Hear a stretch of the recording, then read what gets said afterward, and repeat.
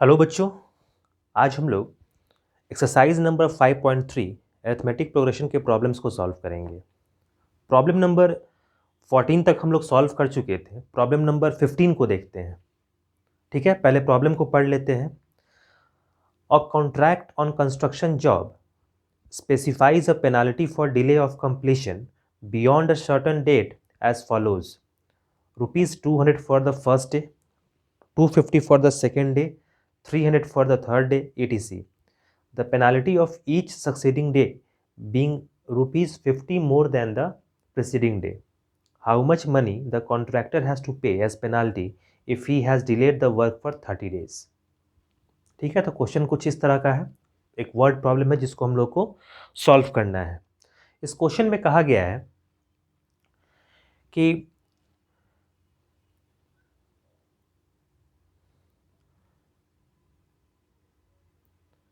एक penalty amount है जो हर दिन वर्क के डिले करने पे लगता है और वो किसी खास कंडीशन से लग रहा है। जैसे फर्स्ट डे अगर वर्क नहीं होता है तो उसके लिए पेनाल्टी कितना देना है उसको, 200 रुपीज़।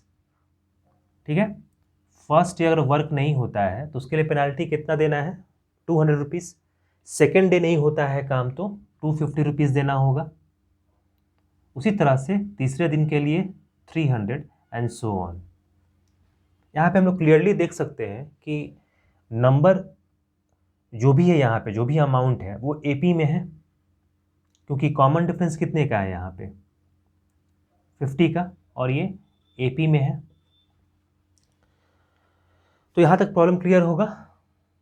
इसमें कहा गया है कि काम के डिले होने से, जिस दिन भी काम डिले हो रहा है उसके पहले दिन कितना अमाउंट पे करना है पेनाल्टी के रूप में, एक पनिशमेंट के रूप में, रुपीज़ 200।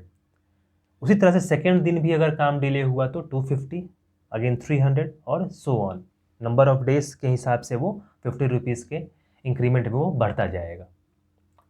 प्रॉब्लम में पूछा गया है अगर 30 डेज तक काम नहीं हुआ, 1 से लेके 30 डेज तक काम नहीं हुआ तो कितना अमाउंट पेनाल्टी के रूप में पे करना होगा। समझ में आ गया होगा। अगर 1 से लेके 30 डेज काम नहीं हुआ तो पेनाल्टी के रूप में कितना रुपीज़ देना होगा, यानी 200 प्लस 250 प्लस 300 सभी का 30 डेज तक का समेशन करना होगा। ये फर्स्ट डे के लिए, ये सेकेंड डे, ये थर्ड डे। उसी तरह से नंबर ऑफ टर्म्स कितना हो गया, एन कितना हो जाएगा, 30, क्योंकि 30 दिन के लिए जोड़ना है हम लोग को। तो हम लोग आसानी से समेशन जानते हैं एपी में करना। जैसे हम लोग लिख सकते हैं कि फर्स्ट टर्म कितना है, 200, ये पता है। कॉमन डिफरेंस कितना है, 50, और नंबर ऑफ टर्म्स कितना है, 30। तो हम लोग जोड़ सकते हैं कि टोटल कितना amount as a penalty 30 days के बाद देना होगा। इन सभी का जोड़ना होगा, 200 plus 250 plus 300 plus next amount, इस तरह से 30 डेज तक जोड़ के टोटल अमाउंट पे करना होगा। तो ऐसा डायरेक्टली न जोड़ के हम लोग एपी में समेशन कैसे निकालते हैं, S equals to n/2। Directly AP के फॉर्मूला को यूज़ करेंगे, ट्वाइस से प्लस n-1 इंटू डी। सभी वेरिएबल्स को हम लोग पता कर चुके हैं, ए पता है, नंबर ऑफ टर्म्स पता है और कॉमन डिफरेंस भी पता है। आसानी से समेशन निकाल पाएंगे। That is equals to n कितना होगा, नंबर ऑफ डेज 1 2 3 4 कहाँ तक जा रहा है, 30 डेज के लिए।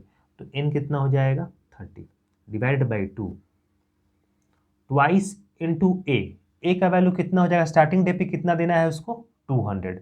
जिस दिन पहला दिन काम डिले हुआ उस दिन कितना पे करना है, 200। तो यही फर्स्ट टर्म बन जाएगा, तो 200 देना होगा।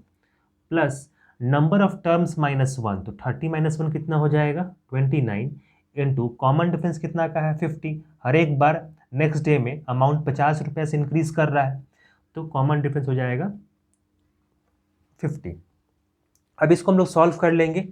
30/2 को लिख सकते हैं हम लोग 15, और इसको लिख सकते हैं 400 प्लस 29 इंटू 50, इसको लिख सकते हैं 1450, 1450। That is equals to 15 multiplied by 1450 into 400, that is 1850.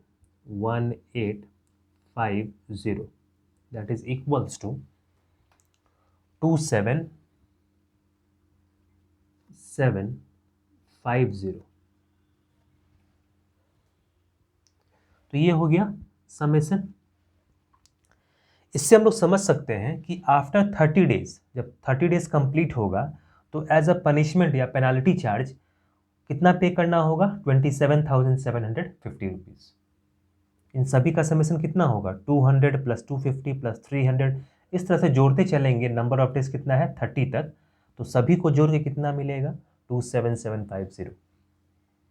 तो इस तरह से अगर एपी का कॉन्सेप्ट क्लियर हो और वर्ड प्रॉब्लम को समझ लें और उसको इस तरह से एपी में अगर लिख सकते हैं तो प्रॉब्लम को आसानी से सॉल्व कर सकते हैं। तो प्रॉब्लम नंबर 15 को इस तरह से हम लोग सॉल्व करेंगे। क्लियर है, समझ में आया होगा। अब हम लोग नेक्स्ट प्रॉब्लम की तरफ बढ़ते हैं, प्रॉब्लम नंबर 16 की तरफ। प्रॉब्लम नंबर 16 में क्वेश्चन काफी इंटरेस्टिंग है, इसको देखते हैं। A sum of ₹700 is to be used to give 7 cash prizes to students of a school for their overall academic performance. If each prize is ₹20 less than its preceding prize, find the value of each of the prizes. तो ये question interesting है। इस question में कहा गया है कि total number of students कितना है, 7। इन 7 स्टूडेंट्स को प्राइज डिस्ट्रीब्यूट करना है। क्लियर है, कितना नंबर ऑफ स्टूडेंट्स है, 7, और इन सभी को प्राइज डिस्ट्रीब्यूट करना है। और जो अमाउंट खर्च हो रहा है वो कितना है, 700 रुपीज़। 700 रुपीज़ जो है इसको खर्च करना है 7 स्टूडेंट्स के बीच में, इस तरह से कि जो प्राइजेस का जो मनी है वो हमेशा पहले से 20 रुपीज़ से घटते जा रहा है। ये चीज़ समझना, ये इंपॉर्टेंट है। जो प्राइस मान लेते हैं, फर्स्ट स्टूडेंट को कितना दिया गया है, फर्स्ट स्टूडेंट को x दिया गया, ठीक है। इस 700 रुपए में से फर्स्ट स्टूडेंट को कितना दिया गया, x रुपीज़, तो सेकेंड स्टूडेंट को देना है इससे 20 रुपए कम देना है। यही क्वेश्चन में कंडीशन दिया गया है, x माइनस 20 देना होगा सेकेंड स्टूडेंट को। उसी तरह से थर्ड स्टूडेंट को इससे भी 20 रुपीज़ कम देना है, तो x माइनस 40 हो जाएगा। फिर फोर्थ स्टूडेंट को अगेन इससे 20 रुपीज़ कम देना है, तो x माइनस 60 हो जाएगा। इस तरह से ये एपी में इस टर्म्स को हम लोग लिखेंगे। एक बार क्वेश्चन को फिर से रिपीट कर लेते हैं। Total number of students problem में दिया गया है 7। इन 7 स्टूडेंट्स को प्राइज डिस्ट्रीब्यूट करना है, और वो प्राइस क्या है, तो 700 टोटल अमाउंट है। इस 700 अमाउंट को इस तरह से डिस्ट्रीब्यूट करना है कि अगर पहले को अगर x रुपीज़ दे रहे हैं तो नेक्स्ट सेकंड वाले को इससे 20 रुपये कम देंगे, फिर थर्ड वाले को 20 रुपीज़ और कम देंगे, फिर 20 रुपीज़ कम देंगे, एंड सो ऑन। तो जब हम लोग ये कंडीशन बना रहे हैं कि 20 रुपीज़ कम देना है, तो ये कॉमन डिफरेंस कितना का जनरेट किया, -20 का कम हो रहा है। तो हम लोग देख सकते हैं कि ये सभी टर्म्स किस में होगा, एपी में, जिसमें कॉमन डिफरेंस कितना हो गया, -20 का। ये फर्स्ट स्टूडेंट को मिल रहा है, सेकेंड स्टूडेंट को, थर्ड स्टूडेंट को, फोर्थ स्टूडेंट, फिफ्थ, सिक्स, 7, ऐसा लिख सकते हैं हम लोग लास्ट तक, जहाँ n का वैल्यू कितना है, 7। तो पूछा गया है कि सभी का अमाउंट निकालना है कि हर एक स्टूडेंट को कितना मिला। x का वैल्यू निकालेंगे, फिर x माइनस 20 का वैल्यू निकाल सकते हैं, x माइनस 40 का निकाल सकते हैं। तो हर एक स्टूडेंट्स को कितना रुपीज़ मिला वो हम लोग को कैलकुलेट करना है, तो उसके लिए x फाइंड करना होगा। अब हम लोग इस तरह से बढ़ सकते हैं कि ये जो भी अमाउंट डिस्ट्रीब्यूट किया गया है इन सभी को जोड़ने पे क्या मिलना चाहिए, 700, क्योंकि 700 ही अमाउंट है जिसको डिस्ट्रीब्यूट किया गया है। तो इसका समेशन निकाल लेते हैं। समेशन निकालने से फ़ायदा क्या होगा कि हम लोग x निकाल सकते हैं। देखते हैं कैसे। अगर समेशन अगर इस तरह से लिखे हम लोग, समेशन इक्वल्स टू, एपी में है तो n/2 ट्वाइस से plus n-1 into common difference d लिखेंगे। नंबर ऑफ टर्म्स कितना है, कितने स्टूडेंट्स को डिस्ट्रीब्यूट किया गया है, 7, तो 7/2 लिखेंगे। ट्वाइस इंटू ए का वैल्यू कितना हो जाएगा, फर्स्ट में कितना मिला है एक्स, तो 2 इंटू एक्स लिख सकते हैं, प्लस नंबर ऑफ टर्म्स कितना है, यानी नंबर ऑफ स्टूडेंट्स कितना है 7, 7 माइनस 1 6 इंटू कॉमन डिफरेंस कितना हो जाएगा -20, इसलिए कि हर एक स्टूडेंट को पिछले वाले से 20 रुपीज़ कम दिया गया है। ठीक है, तो ये हो जाएगा 7/2 और ट्वाइस एक्स माइनस 20 इंटू 6 हो जाएगा 120।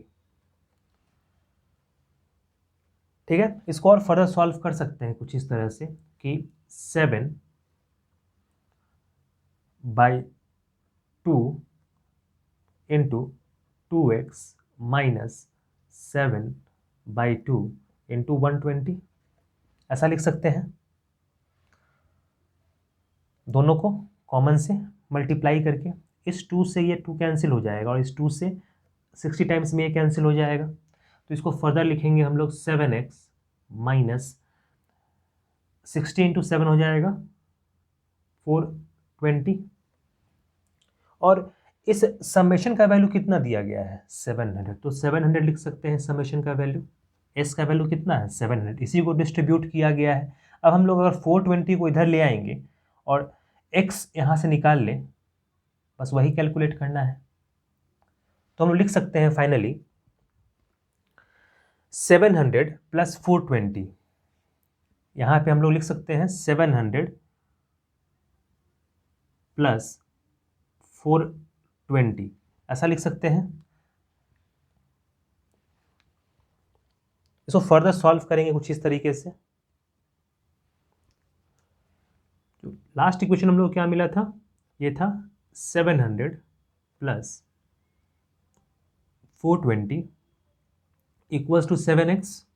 अब यहाँ से x कितना हो जाएगा 1120 divided by 7 equals to x, ऐसा लिखेंगे।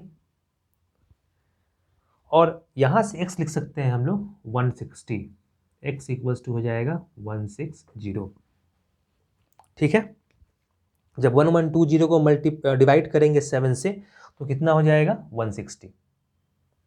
क्लियर है, जब x 160 हो जाएगा, फर्स्ट स्टूडेंट को कितना मिला 160, तो सेकेंड स्टूडेंट को कितना मिलेगा 160 से 20 कम, तो अब आसानी से आप लिख सकते हैं सबसे 20 रुपीज़ घटाते चलेंगे, तो फर्स्ट स्टूडेंट को कितना मिलेगा 160।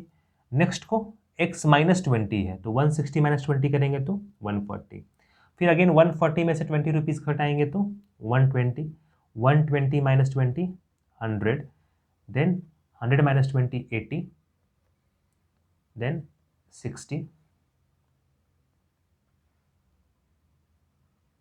And then finally 40। तो ये इसका आंसर हो जाएगा कि फर्स्ट स्टूडेंट को 160 रुपीज़ मिलेगा, सेकेंड स्टूडेंट को उससे 20 रुपीज़ कम मिलना है तो 140 मिलेगा, और इससे 20 रुपीज़ कम मिलेगा तो 120। इस तरह से सभी 7 स्टूडेंट्स को इतना अमाउंट मिलेगा, जिसका समेशन कितना होना चाहिए 700। इन सभी को जोड़ लेंगे तो अमाउंट कितना मिलेगा 700। तो क्वेश्चन इंटरेस्टिंग था, एक बार प्रॉब्लम समझ में आ जाए तो एपी के हेल्प से हम लोग आसानी से इस प्रॉब्लम को सॉल्व कर पाएंगे। क्लियर है, प्रॉब्लम समझ में आया होगा। नेक्स्ट हम लोग प्रॉब्लम नंबर 17 की तरफ मूव करते हैं। ठीक है, प्रॉब्लम नंबर 17। प्रॉब्लम नंबर 17 देखते हैं। कोई भी वर्ड प्रॉब्लम हम लोग आसानी से सॉल्व कर सकते हैं अगर एक बार प्रॉब्लम समझ में आ जाए तो। जैसे प्रॉब्लम नंबर 17 में कुछ इस तरह से प्रॉब्लम दिया गया है।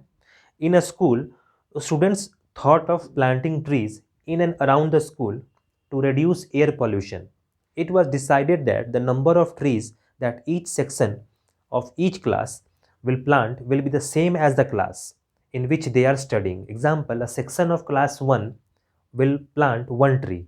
A section of class 2 will plant 2 trees and so on till class 12th. There are 3 sections of each class. How many trees will be planted by the students? तो ये क्वेश्चन भी इंटरेस्टिंग है।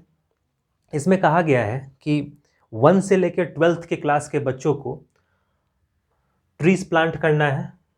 ठीक है, और इसमें कहा गया है कि जिस क्लास में स्टूडेंट है उसको उसी के अनुसार प्लांट करना है। जैसे क्लास 1 का अगर स्टूडेंट है तो उसको एक ही प्लांट को लगाना है। उसी तरह से क्लास 2 का स्टूडेंट कोई है तो उसको 2 प्लांट लगाना है, अगर क्लास 3 में है तो 3 प्लांट्स को लगाना है, एंड सो ऑन। अगर क्लास 12th में है तो एक बच्चे को 12 प्लांट्स लगाना है। इस तरह से क्वेश्चन में दिया गया है। और प्रॉब्लम में ये मेंशन किया गया है कि हर एक क्लास का 3 सेक्शंस है। 3 सेक्शन मतलब समझते हैं कि अगर 1 क्लास है तो 1 का A B C इस तरह से 3 सेक्शन हो सकता है। उसी तरह से क्लास 2 है तो उसका भी 3 सेक्शंस होगा। उसी तरह से 5 क्लास का, 6 क्लास का, 7 क्लास का, सभी का कितना सेक्शन है? 3 सेक्शन है। तो प्रॉब्लम में पूछा गया है कि टोटल नंबर ऑफ ट्रीज कितना लगाया गया स्टूडेंट्स के द्वारा, वो निकालना है। ठीक है, तो हम लोग जानते हैं कि सभी ट्रीज का अगर समेशन निकालना है तो इसको एपी में होना ज़रूरी है, तभी हम लोग समेशन निकाल सकते हैं। तो क्वेश्चन को अगर ध्यान से देखें और फर्स्ट कंडीशन से आगे बढ़ना शुरू करें,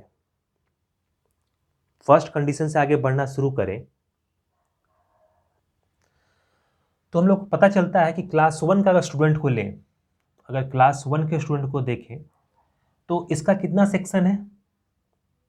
3 सेक्शन है। और क्लास 1 में कंडीशन क्या दिया गया है कि उसको एक ही पौधा लगाना है, एक ही प्लांट लगाना है। लेकिन 3 सेक्शन है तो हर एक सेक्शन एक एक पौधा लगाएगा, तो टोटल नंबर ऑफ प्लांट्स कितना हो जाएगा? 3। ये केवल क्लास 1 के लिए हो जाएगा। अगर 3 सेक्शंस क्या है? A, B और C। और सिंस ये सभी सेक्शन किसका है? क्लास 1 का। और प्रॉब्लम में कहा गया है कि अगर 1 क्लास है तो उसको एक ही पौधा लगाना है। तो यहाँ पे A, B, C 3 सेक्शन है तो एक पौधा ये लगाएगा, सेकंड ये और थर्ड ये, तो टोटल कितना पौधा लगाएगा? 3। अब क्लास 2 पे आते हैं, तो क्लास 2 के पास भी 3 सेक्शंस है। क्लास 2 के पास 3 सेक्शंस है, तो 3 सेक्शंस में कौन कौन सा है? A है, B है और C है। और प्रॉब्लम में कहा गया है कि जैसा क्लास है वैसा ही प्लांट्स को लगाना है। यहाँ पे क्लास क्या है? 2, तो हर एक सेक्शन कितना प्लांट करेगा? 2, तो ये 2 हो जाएगा, ये भी 2 और ये भी 2, तो कितना हो गया? 6। क्लियर है? उसी तरह से अगर थर्ड सेक्शन को देखें, थर्ड क्लास को देखें, तो इसके पास भी कितना सेक्शन हो जाएगा? 3 सेक्शन। और सिंस ये क्लास 3 है तो हर एक सेक्शन को कितना प्लांट करना होगा? 3 प्लांट, तो 3, 3, 6, 3, 9। और इसी तरह से हम लोग लिखते चले जाएंगे अप टू क्लास 12 तक के लिए। तो हम आसानी से देख पा रहे हैं कि ये जो नंबर ऑफ टर्म्स हम लोग लिख रहे हैं ये एपी में है, और केवल 3 टर्म्स लिख के हम लोग सारा कुछ एपी का हम लोग इंफॉर्मेशन निकाल सकते हैं। कॉमन डिफरेंस कितना हो जाएगा? 3 का। 6 माइनस 3 कितना हो जाएगा? 3। फर्स्ट टर्म यहाँ पे क्या है? ए। अब हम लोग प्रॉब्लम में जो पूछा गया है कि सभी का समेशन कितना होगा, 3 + 6 + 9 प्लस करते चले कहाँ तक? क्लास 12 तक के बच्चों के लिए, तो टोटल प्लांट्स कितना लगा स्कूल के द्वारा ये निकाल सकते हैं। तो समेशन लिखेंगे एपी में S = n/2 twice A plus n-1 into common difference D, ऐसा लिख सकते हैं। यहाँ नंबर ऑफ टर्म्स कितना होगा? नंबर ऑफ टर्म्स होगा 1, 2, 3, इस तरह से कहाँ तक जा रहे हैं? क्लास 12 तक जा रहे हैं।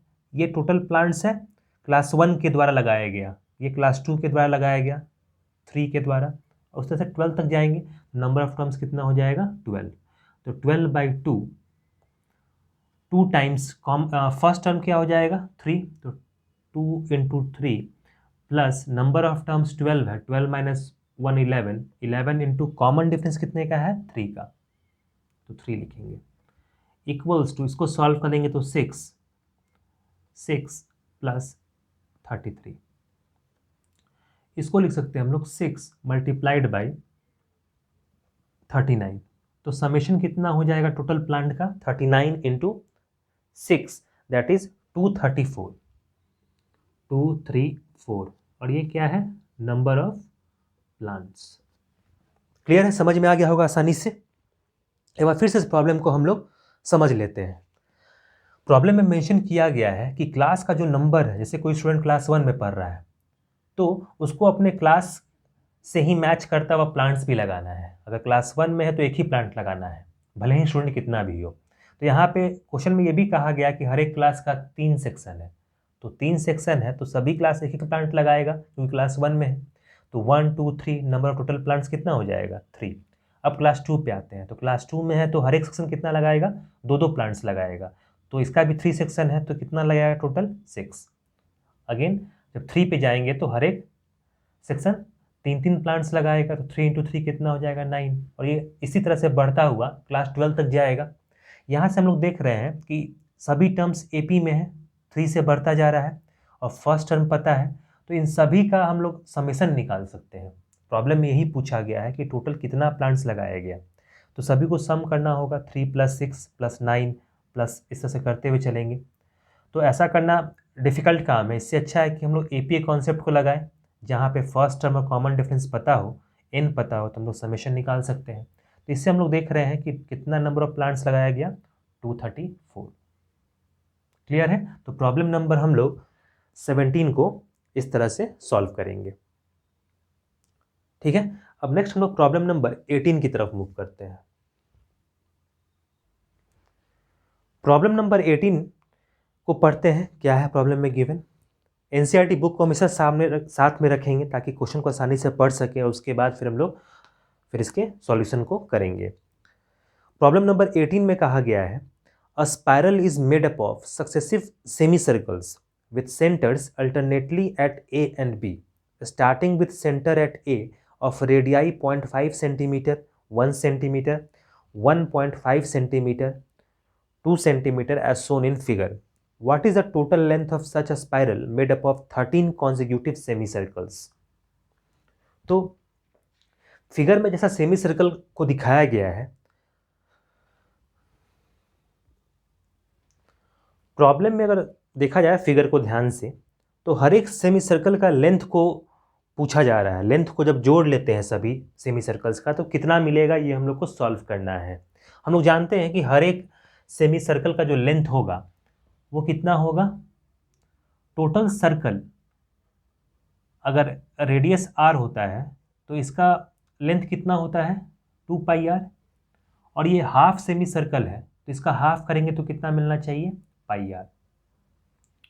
तो हर एक का लेंथ कितना होना चाहिए πr, जहाँ पे पाई तो कांस्टेंट है, बस रेडियस बदलेगा। तो अगर फिगर को ध्यान से देखा जाए तो सभी का रेडियस बदल रहा है।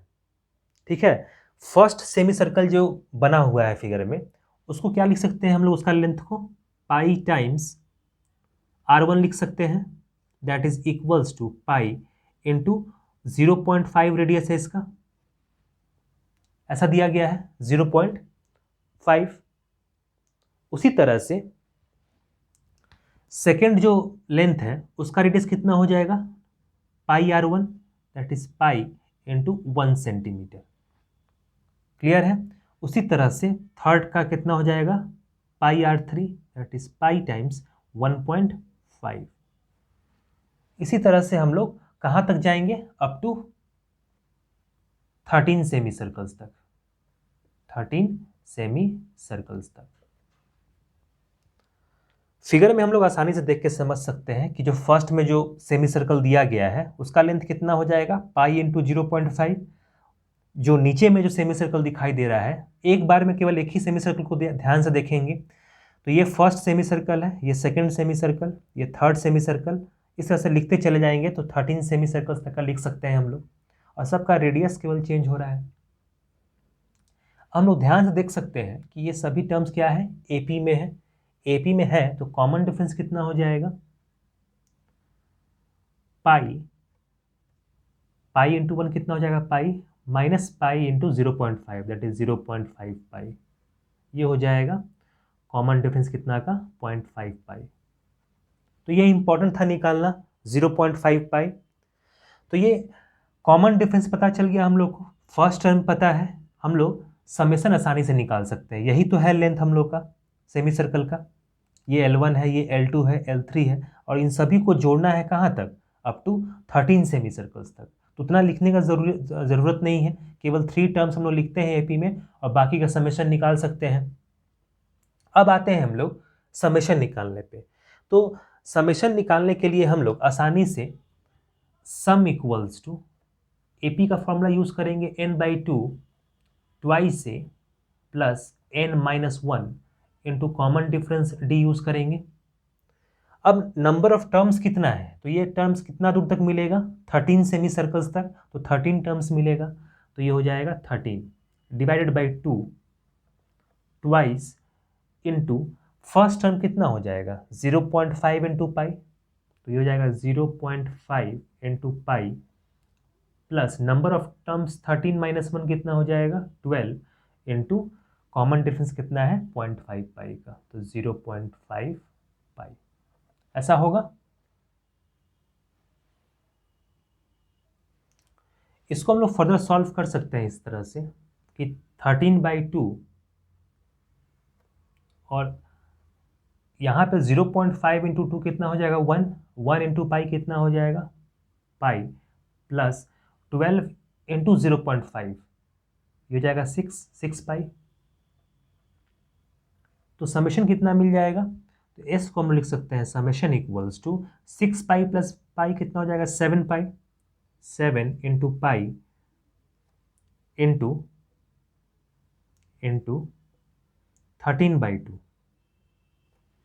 और प्रॉब्लम में दिया गया है पाई की जगह पे हम लोग 22/7 यूज 7 इंटू 13/2, तो 7 कैंसिल होगा, 2 से 11 टाइम्स कैंसिल होगा, तो 11 इंटू 13 जो होगा वो हो जाएगा 143 सेंटीमीटर। तो सभी सेमी सर्कल को अगर जोड़ दें, आउटर बाउंड्री को जोड़ें, तो उसका क्या लेंथ कितना आएगा 143 सेंटीमीटर। प्रॉब्लम में हम लोग को इतना ही कैलकुलेट करना था। ठीक है, अब हम लोग नेक्स्ट प्रॉब्लम नंबर 19 की तरफ मूव करते हैं। प्रॉब्लम नंबर 19 में गिवन है 200 logs are stacked in the following manner. Figure में हम लोग देख सकते हैं आसानी से, बुक में आसानी से हम लोग प्रॉब्लम को देख के समझ सकते हैं कि 20 logs in the bottom row, 19 in the second row, 18 in the next row and so on. In how many rows are 200 logs placed and how many logs are in the top row? तो question में कहा गया है कि first row में जो है, इस तरह से अगर रोज को देखें तो फर्स्ट रोज में कितना है 20, सेकंड में 19, थर्ड रो में 18 रखा गया है और इस तरह से सो ऑन। एक एक से कॉमन डिफरेंस कम होता जा रहा है। अगर लॉग्स को इस तरह सजाया गया है ऐसे इस तरह से, तो फर्स्ट में कितना रखा गया 20, देन 19 रखा गया, देन 18 रखा गया, 17, 16 इस तरह से लॉग्स को सजाया गया है एक के ऊपर एक रख के, जैसा फिगर में दिखाई दे रहा है। तो फर्स्ट रो के लिए है 20, सेकेंड के लिए 19, थर्ड के लिए 18। तो प्रॉब्लम में पूछा जाता है, इससे पूछा गया है कि टोटल 200 लॉग्स है। टोटल कितना है 200 लॉग्स। तो इन 200 लॉग्स को रखने के लिए कितना रो चाहिए और टॉप मोस्ट पे कितना लॉग होगा। क्लियर है, सबसे टॉप मोस्ट पे कितना लॉग होगा। ठीक है, तो 20 प्लस 19 प्लस 18 इस तरह से जोड़ेंगे तो हम लोग को कितना मिलना चाहिए 200।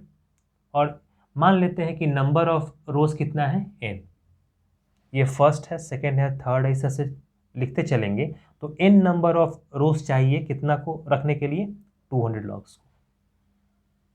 यहाँ तक क्लियर है। तो सबका समेशन कितना होना चाहिए 200, तो summation equals to n/2 twice a plus n-1 into common difference d लिखेंगे। नंबर ऑफ टर्म्स जो है 1 से लेके n तक ये अननोन है, हम लोग को यही फाइंड करना है। तो n divided by 2 twice first row में कितना रखा गया है 20, तो 2 into 20 plus number of rows unknown है तो n-1 और कॉमन डिफरेंस क्या है -1 होगा क्योंकि ये घटता जा रहा है, तो 19 - 20 करेंगे तो कितना मिलेगा -1। तो ये कॉमन डिफरेंस हो जाएगा। और इन सभी का समेशन कितना होना चाहिए 200, तो 200 को यहाँ लिख लेंगे। यहाँ से हम लोग n निकाल सकते हैं।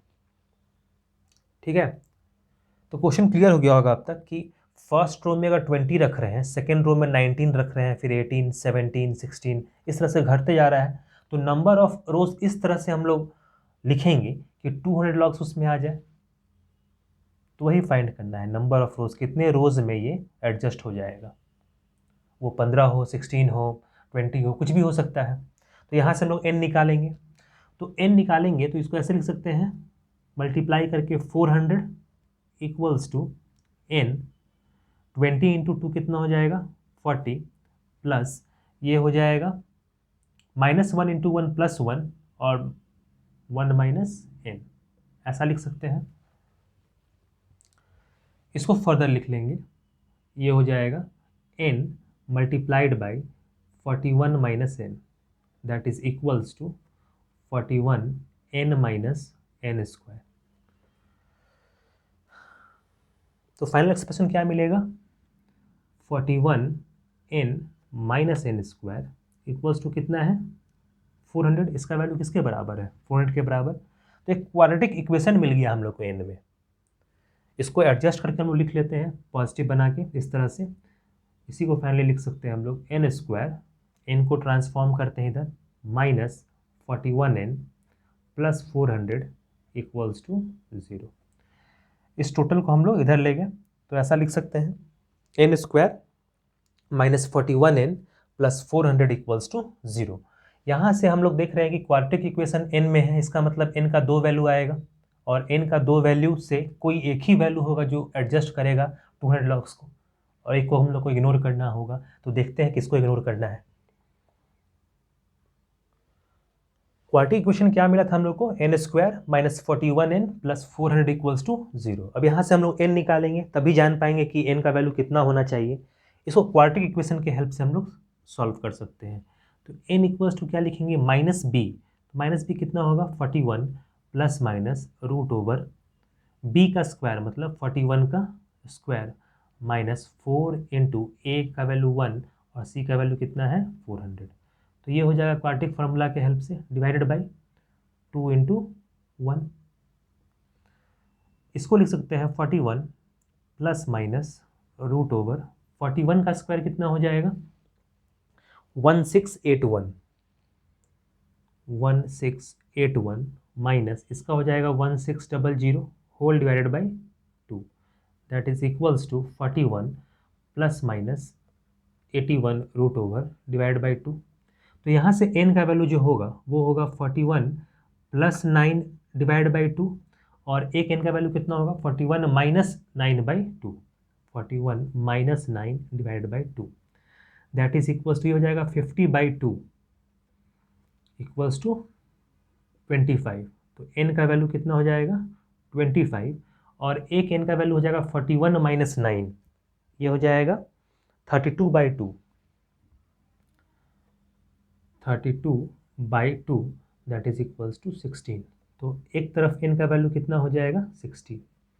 तो n का हम लोग को 2 वैल्यू मिला और दोनों ही पॉजिटिव मिला, एक है 16 और एक है 25। क्लियर है। तो अगर नेगेटिव मिलता तो आसानी होता है इग्नोर करने में, लेकिन अब इन 2 वैल्यूज में से n किसको लेंगे ये देखना होगा कि n इक्वल्स टू 16 लेना होगा कि n इक्वल्स 25 लेना होगा। तो नंबर ऑफ लॉग्स कितना है, नंबर ऑफ जो लॉग्स है वो टोटल कितना है 200। क्लियर है। अगर नंबर ऑफ टोटल लॉग्स कितना है 200, ये हम लोग जानते हैं। अगर n का वैल्यू 25 लेते हैं, n का वैल्यू 25 का मतलब क्या है कि टोटल 25 नंबर ऑफ रोज है, तो ये 25th रो में कितना लॉग है वो निकाल लेते हैं। देखते हैं क्या आता है। n इक्वल्स टू 25 पे निकालते हैं तो a 25th कितना लिखेंगे, इसमें कितना लॉग होगा a plus 24 into common difference d, ये हो जाएगा a फर्स्ट में रो में कितना रखा गया था 20 प्लस 24 और कॉमन डिफरेंस कितना है -1 का। तो इसमें कितना लॉग होगा 25th रो में वो हम लोग निकालने जा रहे हैं। तो ये हो गया 20 माइनस 24, ये हो जाएगा -4 लॉग। तो ये कभी पॉसिबल नहीं है कि 25th रो तक जाए और उसमें -4 लॉग मिले। -4 लॉग तो नहीं होना चाहिए, -4 का कोई मीनिंग नहीं है। ये तो लकड़ी का टुकड़ा है, तो -4 लॉग का क्या मतलब हुआ, कुछ नहीं, तो इसको इग्नोर करेंगे। इसका मतलब है कि n इक्वल्स टू 25 इस कंडीशन को सेटिस्फाई नहीं कर रहा है। अगर n इक्वल्स 25 लेके हम लोग आगे बढ़ते हैं तो 25th रो में कितना लॉग होगा ये भी प्रॉब्लम में निकालना है लास्ट रो में, और यही लास्ट रो है तो उसमें -4 लॉग है। इसका कोई मतलब नहीं है। इसका मतलब है कि n इक्वल्स 25 इस कंडीशन को सेटिस्फाई नहीं कर रहा है, तब n इक्वल्स टू 16 जरूर सेटिस्फाई करेगा। हम लोग निकाल सकते हैं कि A16 कितना होगा इस तरीके से। तो A16 निकालते हैं कितना होगा। n इक्वल्स टू 16 हम लोग लेके आगे बढ़ते हैं। अब n इक्वल्स टू 16 रोज है मान लेते हैं, ये सही है क्योंकि दोनों में से किसी को सेटिस्फाई करना है प्रॉब्लम को। अब हम लोग अगर 16 रोज ले रहे हैं इसका मतलब यही लास्ट रो है, और प्रॉब्लम में एक एक्स्ट्रा प्रॉब्लम दिया गया है कि लास्ट रो में कितना लॉग्स होगा वो निकालना है। तो हम लोग A16 निकालते हैं। A16 का मतलब कि A16 में कितना वैल्यू है, न्यूमेरिकल वैल्यू कितना है, यानी लॉग कितना है। तो ये लिख सकते हैं हम लोग A प्लस 15D, ऐसा लिखेंगे। That is equals to first row में 20 है प्लस 15, और कॉमन डिफरेंस कितने का है -1 का, तो 20 minus 15 that is equals to 5। तो हम लोग कह सकते हैं कि A16 कितना है 5 लॉग्स, यानी लास्ट रो में 5 लॉग्स होगा। इस तरह से हम लोग AP शुरू किए थे 20, 19, 18, इस तरह से हम लोग 16 टर्म्स तक बढ़ेंगे, अप टू कहाँ तक 16th टर्म तक। तो कितना मिलेगा, ये 5 मिलेगा लास्ट में। ऐसे भी घटते हुए क्रम में है, 20 है, 19 है, 18 है, घटते जाएगा, और जब 5 मिलेगा तो 16 टर्म्स पूरा हो जाएगा और सभी का समेशन कितना हो जाएगा 200। क्लियर है। तो इस तरह से इस प्रॉब्लम को हम लोग सॉल्व करेंगे। जहाँ ज़रूरी हो, एक से ज़्यादा वैल्यू मिल रहा हो तो कैसे इग्नोर करना है उसके कंडीशन के हिसाब से, प्रॉब्लम में कंडीशन के हिसाब से ये भी आना चाहिए। जैसे n इक्वल्स टू 25 और 16 मिला हम लोग को, तो और दोनों ही पॉजिटिव वैल्यू था, तो हम लोग लास्ट के रो में कितना लॉग्स मिलना चाहिए वो निकाल लिए। ठीक है, लास्ट के रो में हम लोग को 25th के लिए क्या मिला था, -4 मिला था, जो कि पॉसिबल नहीं है। यहाँ 5 मिल रहा है, पॉजिटिव वैल्यू मिल रहा है, तो ये पॉसिबल है, तो इसको हम लोग सही मानेंगे। तो इस तरह से हम लोग किसी प्रॉब्लम को समझ के आसानी से सॉल्व कर सकते हैं। नेक्स्ट प्रॉब्लम नंबर 20 की तरफ मूव करते हैं, जो इस एक्सरसाइज का लास्ट प्रॉब्लम है, और ये बहुत ही इंटरेस्टिंग प्रॉब्लम है। प्रॉब्लम नंबर जो 20 है ये काफ़ी इंटरेस्टिंग है। इस पूरे वर्ड प्रॉब्लम्स में ये इंटरेस्टिंग प्रॉब्लम है। प्रॉब्लम को पहले पढ़ लेते हैं। In a potato race a bucket is placed at the starting point which is 5 metre from the first potato and the other potatoes are placed 3 meter apart in a straight line. There are 10 potatoes in the line. तो NCERT book में हम लोग देख लेंगे इस figure को किस तरह से दिया गया है। A competitor starts from the bucket, picks up the nearest potato, runs back with it and drops in the bucket. Again runs back and picks up the next potato and puts in the bucket. And the process continues. What is the total distance the competitor has to run? तो problem को समझा देते हैं कि किस तरह से problem को सॉल्व करना है, प्रॉब्लम में दिया क्या गया है।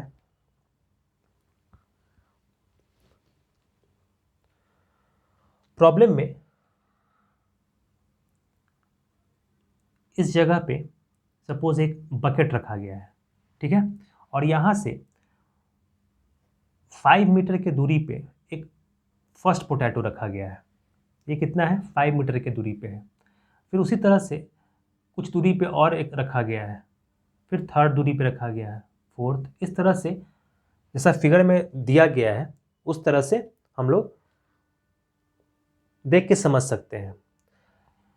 प्रॉब्लम में कहा गया है कि कोई कंपटीटर है जो इस बकेट से शुरुआत करता है दौड़ना, और उसका काम ये है कि इस पोटैटो को उठाना है और इसमें वापस लाना है, रख देना है, और जितना आगे बढ़ेगा वो उतने पोटैटोज़ को वापस रखता जाएगा, तब तक रखता जाएगा जब तक सारे पोटैटोज़ को इसके अंदर रख ना दिया हो।